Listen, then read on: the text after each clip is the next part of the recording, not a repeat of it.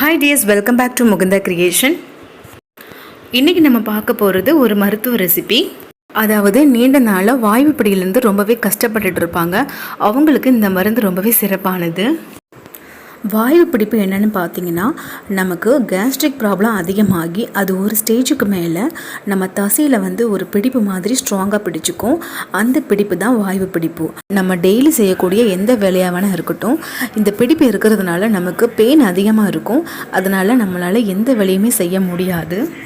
இந்த மருந்தை மாதத்தில் 2 டைம் சாப்பிட்டு வாங்க. உங்களுக்கு எந்த விதமான கேஸ்ட்ரிக் ப்ராப்ளமும் லைஃப் லாங்காக வராது. அந்த அளவுக்கு இது ஒர்த்தான மருந்து. அது மட்டும் இல்லாமல் தொப்பை வயிறு கூட நல்லாவே குறையுது இந்த மருந்தை எடுத்துக்கிறதுனால. இந்த மருந்தை செய்கிறதுக்கு நமக்கு ரொம்பவே கம்மியான இன்க்ரீடியன்ட்ஸ் தான் நமக்கு தேவை.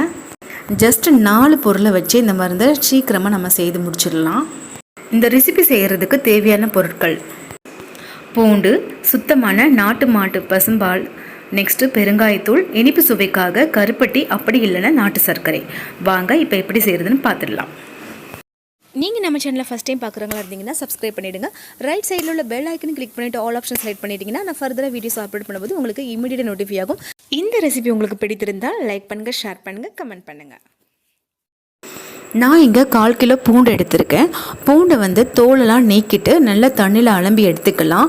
நெக்ஸ்ட்டு நம்ம அடுப்பில் கொஞ்சமாக தண்ணி சேர்த்து கொதிக்க வைப்போம். அதாவது ஒரு 1/2 டம்ளர் தண்ணி போதும், அதிகமாக வேண்டாம். தண்ணி நல்லா கொதி வந்த பிறகு நம்ம தோலை நீக்கின பூண்டெல்லாம் அதில் சேர்த்துடலாம். பூண்டு சேர்த்த பிறகு சீக்கிரமாகவே நமக்கு வெந்துடும். அதாவது 10 நிமிஷத்துலேயே நமக்கு வெந்துடும். இப்போது இதை நம்ம ஒரு மூடி போட்டு க்ளோஸ் பண்ணி ஒரு 10 நிமிஷத்துக்கு மட்டும் வச்சு எடுத்துருவோம். அதுக்குள்ளே நமக்கு சீக்கிரமாக இது குக் ஆகிடும். 10 நிமிஷம் இப்போ ஆயிடுச்சு. இப்போ நம்ம மூடி எடுத்து பார்த்துட்டு அதை செக் பண்ணி பார்ப்போம். இப்போது இதில் ஒன்று எடுத்து அதை நம்ம மசிச்சு பார்ப்போம். நல்லாவே எனக்கு மசிஞ்சுது பாருங்கள். இந்த அளவுக்கு மசிஞ்சால் போதும். இந்த டைமில் ஸ்டவ்வை ஆஃப் பண்ணிவிட்டு நம்ம இதை கடைய போகிறோம். பருப்பு கடையிற மற்ற வச்சும் கடையலாம், கரண்டி வச்சும் கடையலாம்.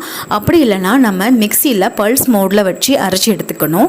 இப்போ பாருங்கள், நான் ஸ்பூனை வச்சு நல்லாவே மசிச்சு விட்டுட்டேன். நல்லாவே நமக்கு மசிச்சுட்டு இப்போது நம்ம ஸ்டவ்வை ஆன் பண்ணிவிட்டு நம்ம அடுப்பில் வைக்க போகிறோம். மறுபடியும் இந்த டைமில் அந்த பூண்டு மசிச்சிருக்கோம்ல, அந்த கலவையில் நம்ம பசும்பாலை நான் சேர்த்துக்கிறேன். நல்லா மிக்ஸ் பண்ணி விடுங்க. கேர்ஃபுல்லாக மிக்ஸ் பண்ணுங்கள், ஏன்னா அடிபத்ததுக்கு சான்சஸ் இருக்குது. அதனால் தீயை கூட்டி குறைச்சும் நம்ம அட்ஜஸ்ட் பண்ணி அதை கிளறி விடணும். பாலை சேர்த்த பிறகு நம்ம ஒரு 10 நிமிஷத்துக்கு மட்டும் அது திக் கன்சிஸ்டன்சி வர்ற வரைக்கும் நம்ம வெயிட் பண்ணலாம். இந்த ரெமெடி செய்கிறதுக்கு நமக்கு டோட்டலாக டைம் பார்த்திங்கன்னா 20 மினிட்ஸ் மட்டும் தான் ஆகும். ஏன்னா ஃபஸ்ட்டு நம்ம சுடுதண்ணீரில் வேக வைக்கிறதுக்கு 10 நிமிஷம் ஆகுது. நெக்ஸ்ட்டு நம்ம பாலை சேர்த்துட்ட பிறகும் 10 நிமிஷம் தான் ஆகும். அவ்வளோதாங்க. இதுக்கு செய்கிறதுக்கும் டைம் ரொம்பவே கம்மி. இந்த ரெசிபி திக்பதம் வந்ததுமே நமக்கு பால்கோவா மாதிரியே இருக்கும். அந்த டைமில் நம்ம ஸ்டவ்வை ஆஃப் பண்ணிடலாம். இந்த மருந்துடைய சுவையை சொல்ல போனால் அப்படி ஒரு தேனாமிர்தமாக இருக்கும். பார்க்க தான் பால்கோவா மாதிரி இருக்கும். ஆனால் பால்கோவாவை விட இதனுடைய சுவை அந்த அளவுக்கு பிரமாதமாக இருக்கும். இது செய்த பிறகு நீங்கள் சாப்பிட்டு டேஸ்ட் பாருங்கள். அப்போ தான் நான் சொல்கிறது உங்களுக்கு புரியும். இப்போ கன்சிஸ்டன்சி நல்லா திக்காக வந்துருச்சு. இந்த டைமில் ஸ்டவ்வை அணைச்சிட்டு நம்ம அதில் இனிப்புக்கு தகுந்த மாதிரி நாட்டு சர்க்கரை 3 டீஸ்பூன் சேர்த்துருக்கேன். கூடவே 1/4 டீஸ்பூன் அளவுக்கு பெருங்காயத்தூள். இதை 2யுமே சேர்த்துட்டு நல்லா மிக்ஸ் பண்ணி விட்டுடலாம். இந்த அளவுக்கு லிக்விடாக இருந்தால் போதும், ஏன்னா நமக்கு ஆறின பிறகு இன்னும் திக்காகும்.